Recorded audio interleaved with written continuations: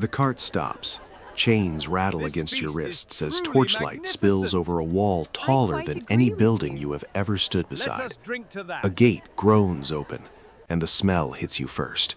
Sweat, oiled leather, and something like fear that is soaked into the stone itself. Guards pull you down into the dust. Your legs are stiff from days locked in darkness, and you stumble before you can catch yourself. Around you, the courtyard of the Ludus Magnus stretches wide, the largest gladiator school in all of Rome, built in the shadow of the great stone arena where the city has watched men die for a decade now.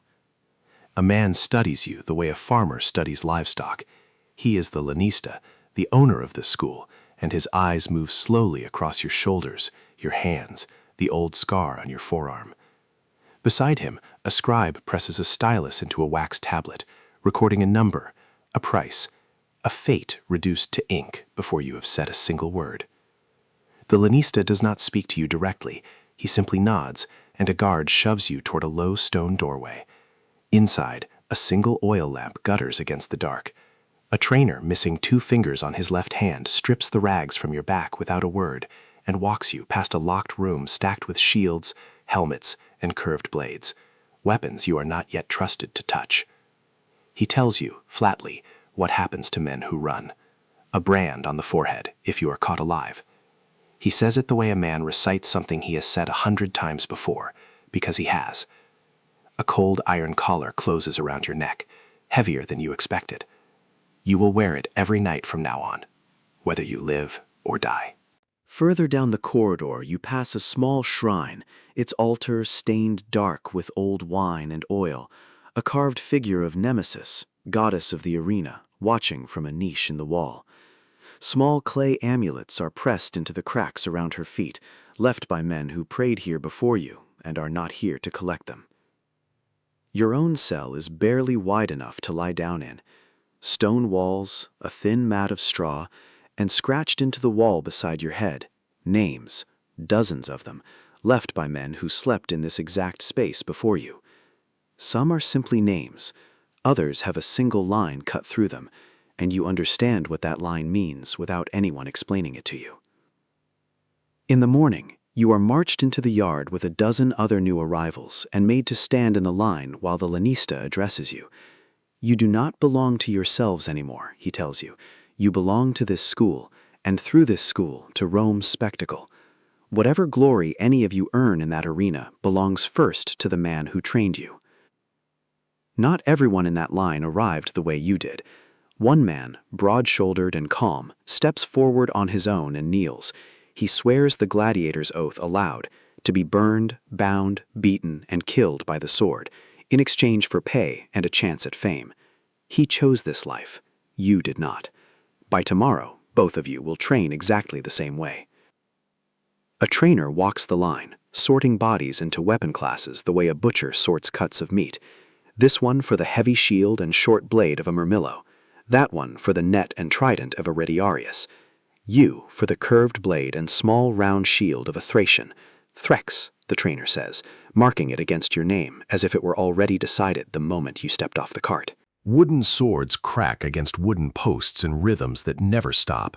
An old trainer corrects your stance with the flat of his staff, striking your ankle when your feet drift too wide. Your arms burn within minutes. By midday they are shaking, and the wooden sword feels heavier with every strike, as if it is drinking the strength directly out of your hands. A gladiator beside you, a Thracian with a healed scar across his jaw, shows you how to grip the wooden blade without tearing your palms raw. He does not smile. He simply nods, the same nod the lanista gave you the night before, as if this whole world runs on small, silent agreements between men who have nothing else to trust. Not far from you, another new recruit stumbles, drops his sword, and does not get up fast enough. The trainer's staff comes down twice across his back before the man scrambles upright, gasping. Nobody looks away and nobody says anything. You understand, without being told, that hesitation here has a price, and that price is paid in front of everyone. At midday, you are given bread and a handful of dried beans, eaten standing, no time wasted on comfort. Then the trainers pair you off, wooden sword against wooden sword, a controlled bout meant to test whether you strike when you are told to strike and stop when you are told to stop. Your opponent hesitates, you do not. It is the first time all day someone has looked at you with something other than indifference. At the well, you drink water that tastes of iron and stone. A doctor moves through the yard checking wounds, pressing his fingers into bruises, testing whether a man's leg will hold his weight tomorrow. He does not ask if it hurts. He already knows. You watch him bind a deep cut on another recruit's forearm with practiced, indifferent hands, the same hands that will one day stitch a wound from a real blade instead of a wooden one. By evening, your hands are blistered and your shoulders feel like they belong to someone else. You eat barley porridge from a wooden bowl, sitting shoulder to shoulder with men who were farmers, soldiers, and thieves a week ago. Tonight, you are all the same thing. Outside the walls, you can hear vendors gathering at the gate, waiting for the day's sweat and blood to be swept up and sold as tonics to women who believe a gladiator's strength can be bottled. Then you hear them before you see them, a procession moving slowly through the gate from the direction of the amphitheater, gladiators returning from that day's games. Some walk upright, exhausted but whole. One is carried between two others, his leg wrapped in bloodied cloth, his face gray with pain, hurried straight toward the doctor's quarters. At the end of the line, a space in the formation stays empty, a place that was filled this morning and is not filled tonight. Nobody explains the empty space. Nobody needs to. The wounded man's eyes find yours for one brief second as he is carried past, and then he is gone through another doorway, and the moment closes over as if it never happened at all. The Thracian beside you stops eating and watches the procession pass in silence, the same flat expression he wore all day, as if he has already spent whatever grief he owns on men who came before you. Then the sound reaches you both, a distant roar, thousands of voices rising together from beyond the walls, from the great arena, where Rome has gathered for games for 10 years now. Somewhere out there, right now, a man is still fighting for his life while you sit here eating porridge, waiting your turn. You ask the Thracian how long he has trained here.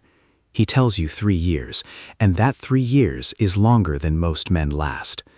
He does not say this to frighten you. He says it because it is simply true. You ask him what happens to the ones who do not return, and for the first time all day, he does not answer at all. That night you lie awake in your cell, the iron collar cold against your throat, listening to the corridor breathe around you. Somewhere a man mutters a prayer in a language you do not recognize. Somewhere else, someone weeps quietly enough that no one will call it weeping. Footsteps pass slowly outside your door, a guard checking that every cell is still full, and you hold perfectly still until they fade. For one unguarded moment, you are somewhere else entirely. A riverbank, the sound of water, a voice calling your old name, the one nobody in this building will ever use again. Then the corridor settles back around you, stone and straw and the weight of iron at your throat, and the memory folds itself away someplace you cannot reach right now. You think of the roar from the arena, of the blisters the wooden sword left on your palms, of the empty space in tonight's procession. You think of home, and how far away it suddenly feels, separated from you now by more than distance, by an iron collar, a stone wall, and a debt you never agreed to owe. You do not know yet if you will die in that arena, or become something the crowd remembers. You only know that tomorrow the training begins again before the sun is fully risen, and that somewhere beneath the exhaustion, a small, stubborn will to survive has already taken root, quiet but undeniable.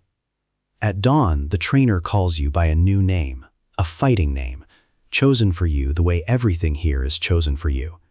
Your old name stays folded away with the riverbank and the voice you remember. Then he hands you something heavier than a wooden sword for the first time, a real blade, dulled and closely supervised, but real, the first honest weight of the life you now belong to.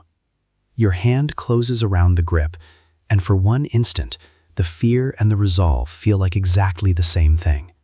This is not a story you were told about the past. This is the first 2 days of a life that history barely remembers.